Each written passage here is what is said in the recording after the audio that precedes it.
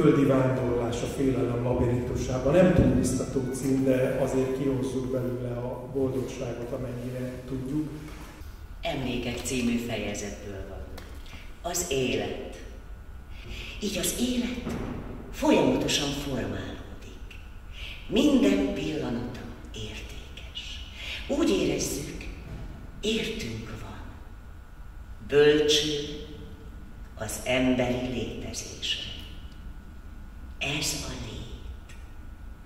Rácsodálkozás és egyben visszaemlékezés a jelen időben. Önvédelem. Letettem a fegyverem, nincs több töltényem. De maradnak a halkan suttogó szavak. Érted üzennek. Tartsd életben, és védd meg a földet. Minden elveszett. Testem egy szakadék szélén ébred. Futok. És álmomban mozdulatlanul állok. Követel a sötétség. Én sokat gondolkoztam, míg a Kata megkeresett, hiszen ez a második kötet, amit bemutathatok, hogy ő kérte, hogy legyen fülszöveg.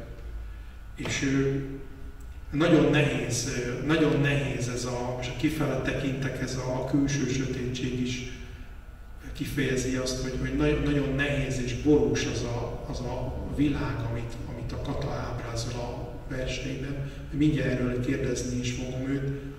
Maga a labirintus az ugye úgy születik, mint a születés, megszületünk, és akkor a labirintusnak az első helyére kerülünk.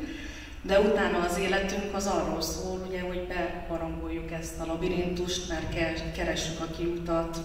A kiút az számomra a halál, tehát amikor az ember megtalálja a kiutat, az egyenlő az élettel, és az a halál. És itt a labirintusban ugye az a lényeg, hogy az identitásunkat keressük. Tehát azt, hogy megszületünk egy környezetben, de ugye közben megyünk előre, vagy ide-oda, és mindig mindenféle hatással találkozunk, ez lehet kulturális, nemzeti, vagy akár, hogyha országot váltunk, egyetemeken tanulunk, képezzük magunkat, és az identitás az mindig változik. És a labirintusnak a bejárása az nem mindig rossz, hanem a vég, amikor a kifejlete már megvan, és összeáll ez az egész identitás, de ez minden embernél ugye más.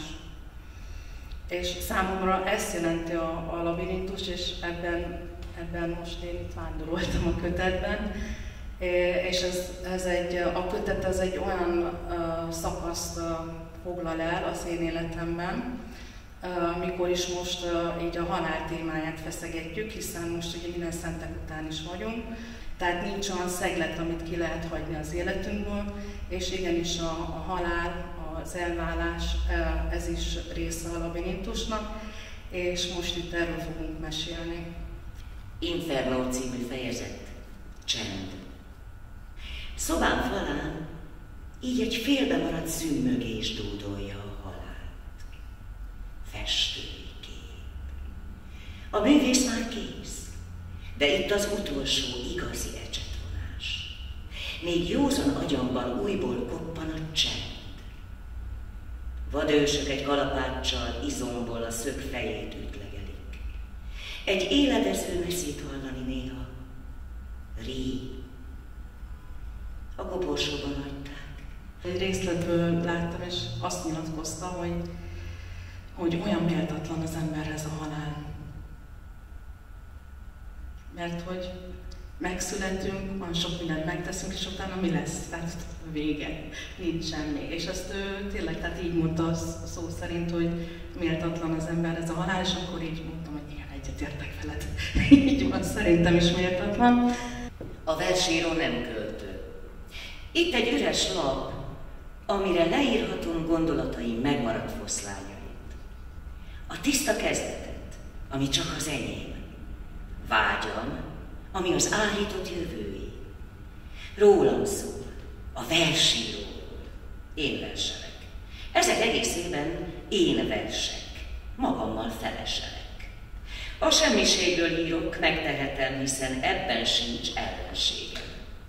Megszületek, naponta teszek így, ha nem másért, az új magamért, hogy valamikor tökéletes költő legyek, külsőmet magyaros szavakkal ünnepeljem. Te fehér semmiség. Én a sötétség árnyait könnyedséggel írom rád, és ki lennék én? A bánatban egy józan barát, egy ismeretlen verselő, az álmatlanság. Érzések, rabságom, életem, halálom. Üres vers kell nekem, hogy senki se lásson. Itt nincsenek símogató bölcsességek, se felemelő szavak, se érdemet érdemlő sorok. Gogol művében a szegény hivatalnok vagyok. Írok, de nem kabátért teszem. Az, amit szemem lát, egy másik valóság, az irodalom jövőjéért kiállt. Leírhatom nap, mint nap, de nem teszem. Halálom után a földkerekség elfeledhet. Ahogy mások költővé válnak, én nem leszek a ti világotok szürke allegóriája.